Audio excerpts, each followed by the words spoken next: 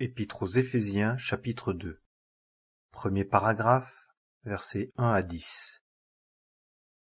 Et vous, lorsque vous étiez morts dans vos fautes et dans vos péchés, dans lesquels vous avez marché autrefois, selon le train de ce monde, selon le chef de l'autorité de l'air, de l'esprit qui opère maintenant dans les fils de la désobéissance, parmi lesquels nous aussi nous avons tous conversé autrefois dans les convoitises de notre chair, accomplissant les volontés de la chair et des pensées, et nous étions par nature des enfants de colère, comme aussi les autres.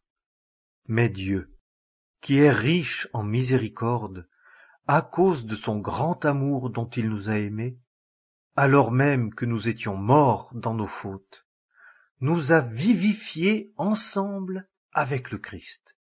Vous êtes sauvés par la grâce.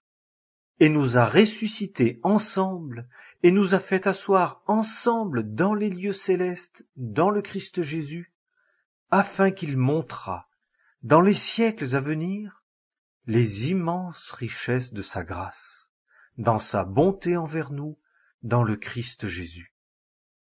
Car vous êtes sauvés par la grâce, par la foi, et cela ne vient pas de vous, c'est le don de Dieu. Non pas sur le principe des œuvres, afin que personne ne se glorifie. Car nous sommes son ouvrage, ayant été créés dans le Christ Jésus pour les bonnes œuvres que Dieu a préparées à l'avance, afin que nous marchions en elles. Deuxième paragraphe, versets 11 à 22. C'est pourquoi, souvenez-vous que vous, autrefois les nations dans la chair, qui étiez appelés incirconcision par ce qui est appelé la circoncision faite de main dans la chair, vous étiez en ce temps-là sans Christ, sans droit de cité en Israël, et étrangers aux alliances de la promesse, n'ayant pas d'espérance, et étant sans Dieu dans le monde. Mais maintenant, dans le Christ Jésus, vous qui étiez autrefois loin, vous avez été approchés par le sang du Christ. Car c'est lui qui est notre paix, qui des deux en a fait un, et a détruit le mur mitoyen de clôture, ayant aboli dans sa chair l'inimitié, la loi des commandements qui consiste en ordonnances, afin qu'il créât les deux en lui-même pour être un seul homme nouveau, en faisant la paix, et qu'il les réconciliât tous les deux en un seul corps à Dieu, par la croix, ayant tué par elle l'inimitié. Et il est venu, et a annoncé la bonne nouvelle de la paix à vous qui étiez loin, et la bonne nouvelle de la paix à ceux qui étaient près.